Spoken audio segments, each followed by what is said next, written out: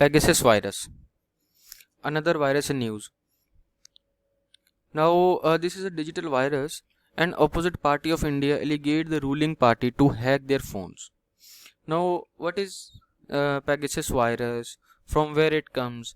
Let us discuss about it. Hello friends, I am Mohit Garg and study for IAS में आपका स्वागत है। हम डिस्कस करेंगे पेगासस स्पाईवेयर के बारे में। ठीक है, about Pegasus, it is a type of malicious software और malware classified as spyware. It is designed to gain access to devices without the knowledge of users and gather personal information and relay it back to whoever it is that is using the software to spy. ये अपने phones and laptops में enter करके अपनी जो confidential information होती है उसको उस बंदे को प्रोवाइड करता है, उस स्ट्रेंजर को प्रोवाइड करता है जो वो सॉफ्टवेयर यूज़ कर रहा है। ठीक है, Pegasus has been developed by Israeli firm NSO Group that was set up in 2010. The earliest version of Pegasus discovered, which was captured by researchers in 2016, infected phones through spear phishing by text messages or emails.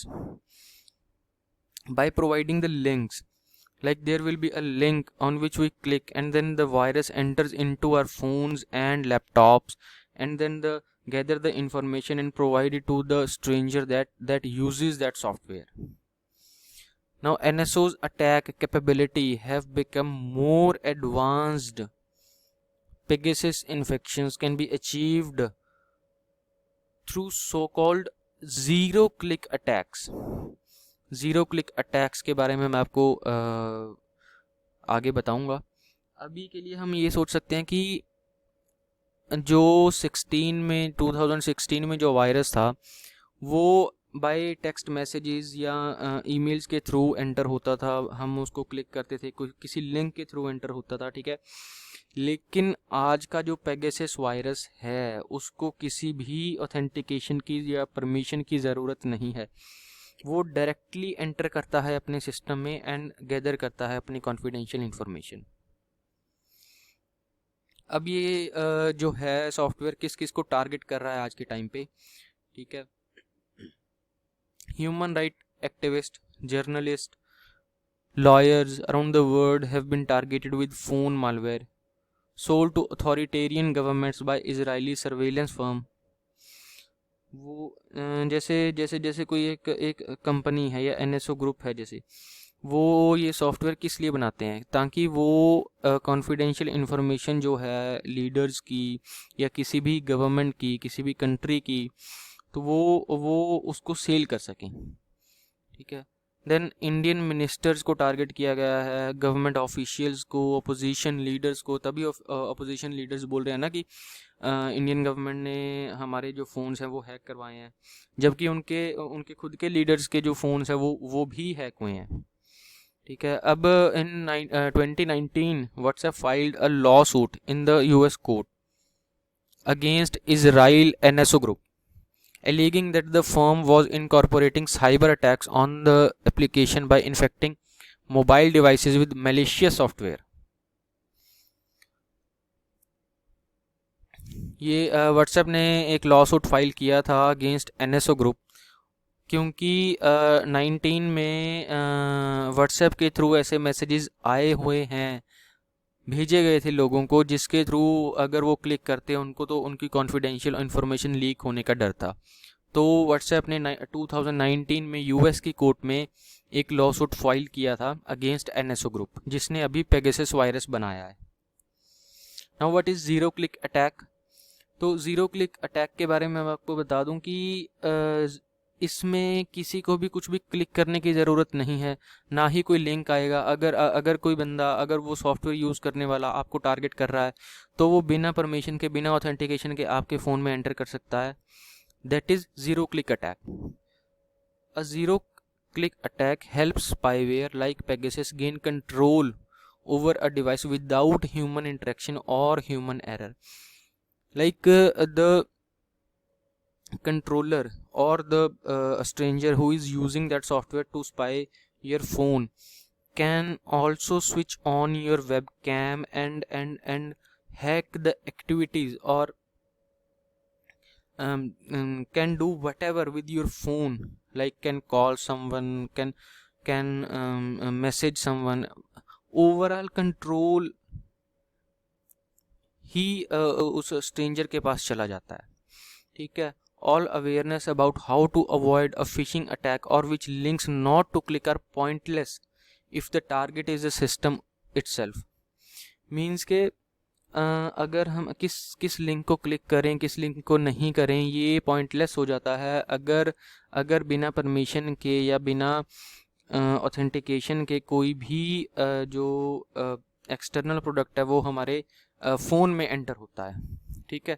Most of these attacks exploit software which receive data even before it can determine whether what is coming in is trustworthy और not. Like इतना time तो आपके system को मिलता ही नहीं है कि वो इस चीज़ को समझ पाए कि वो ट्रस्टवर्दी जो डाटा बाहर से आ रहा है वो ट्रस्टवर्दी है कि नहीं है. इतने टाइम में तो वो आपका सारा डाटा कॉन्फिडेंशियल जो इन्फॉर्मेशन है वो रिसीव करके उस बंदे को प्रोवाइड कर देगा. मतलब ये बहुत ही शॉर्ट टाइम प्रोसेस है, आपकी इन्फॉर्मेशन बहुत ही जल्दी लीक हो सकती है.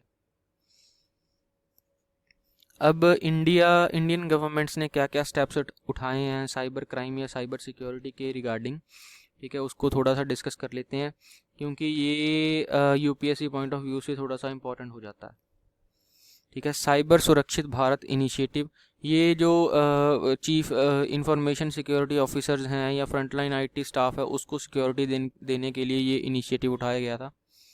Then national cyber security coordination centre, ये सेटअप किया गया था to scan internet traffic and communication metadata coming from into the country to detect real time cyber threat. Like other country से जो भी डाटा हमारी कंट्री में आता है, ठीक है, और जो भी इंटरनेट ट्रैफिक आता है उसको मॉनिटर किया जाए ताकि हम जो साइबर थ्रेट्स है उसको अवॉइड कर सकें, ठीक है. Cyber Swachhta Kendra in 2017 this platform was introduced for internet user to clean their computers and devices.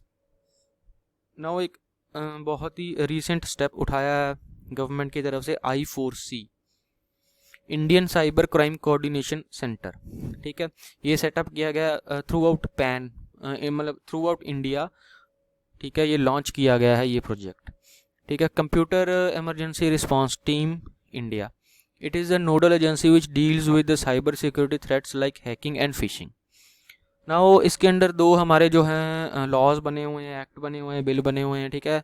एक तो IT एक्ट 2000, काफ़ी पुराना हो चुका है, अभी इसमें रिसेंटली अमेंडमेंट भी हुई है एक, ठीक है.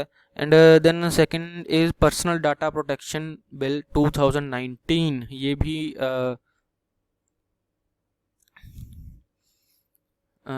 पर्सनल डाटा को प्रोटेक्ट करने के लिए ये जो बिल है ये बीजेपी गवर्नमेंट लेके आई थी, ठीक है. इंटरनेशनल मैकेनिज्म, इंटरनेशनल लेवल पे साइबर सिक्योरिटी के क्या क्या ऑर्गेनाइजेशंस हैं. International telecommunication union ITU, it is a specialised agency within the United Nation का पार्ट है which plays a leading role in the standardisation and development of telecommunications and cyber security issues. Cyber security issues को monitor करते हैं, ये United Nations का part है international telecommunication union. Then Budapest convention on cyber crime, it is an international treaty that seeks to address internet and computer crime by harmonising national laws, improving investigative techniques and increasing cooperation among the nations. Budapest convention एक cyber crime के ऊपर treaty हुई थी कुछ देशों के बीच में, ठीक है, ताकि वो अपना जो है मतलब साइबर सिक्योरिटी का ध्यान रख सकें अपने अपने देशों में. ये बहुत ही पुरानी एक कन्वेंशन है. It came into force on 1 जुलाई 2004, ठीक है. बट इंडिया इसका पार्ट नहीं है, ये बात इम्पॉर्टेंट है. इंडिया बुडापेस्ट कन्वेंशन का पार्ट नहीं है. ठीक है, अब हम डिस्कस करेंगे कुछ वायरसेस के बारे में। ठीक है, मालवेयर होता है, ट्रोजन होता है, वायरस होता है, वॉर्म होता है, इसके अलग अलग डेफिनेशंस हैं, वो हम थोड़ा सा डिस्कस कर लेते हैं।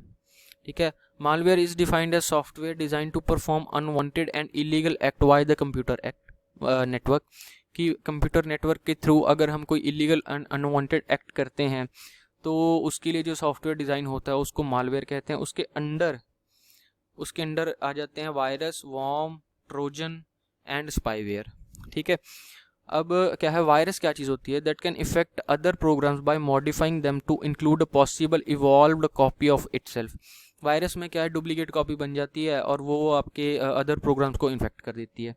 ठीक है, वॉर्म्स में क्या होता है, वॉर्म्स में disseminated through computer network unlike virus. Computer worms are malicious program that copy themselves from system to system. ये सिस्टम टू सिस्टम जाके ट्रेवल करता है एंड देन अदर प्रोग्राम्स को इन्फेक्ट करता है। ठीक है, ट्रोजन क्या होता है, ट्रोजन जो है अपने सिक्योरिटी सिस्टम को वीक करता है, अपने जो पर्सनल आपका पीसी है उसको उसकी सिक्योरिटी सिस्टम को वीक करता है ताकि the hacker can have access to your computer. ठीक है, hoax an email that warns the use of a certain system that is harming the computer. The message thereafter instructs the user to run a procedure to correct the harming system. When this program is run, it invades the system and deletes an important files. Now spyware जिसकी हम अभी बात कर रहे हैं, invades the computer and as its name implies, monitor a user activity without consent. Like it can do anything with your computer. Total control is controlled by the person who is using the software. Okay, so spyware continues to infect millions of computers globally. So ये Pegasus virus बहुत ही एक dangerous हो सकता है किसी भी country के लिए, क्योंकि जो एज अ कंट्री लेवल पे जो कॉन्फिडेंशियल इंफॉर्मेशन होती है वो कभी भी लीक नहीं होनी चाहिए। एंड अगर ऐसा कोई डिजिटल वायरस एंटर कर जाता है तो हमारे देश की जो सिक्योरिटी है उसको बड़े ध्यान से बड़े इम्पॉर्टेंट तरीके से हमें इस चीज़ को लेना पड़ेगा। ठीक है, so this is for Pegasus virus. ठीक है, अभी के लिए thanks. Please like, share and subscribe the channel. आगे के लिए और वीडियोस में मिलेंगे।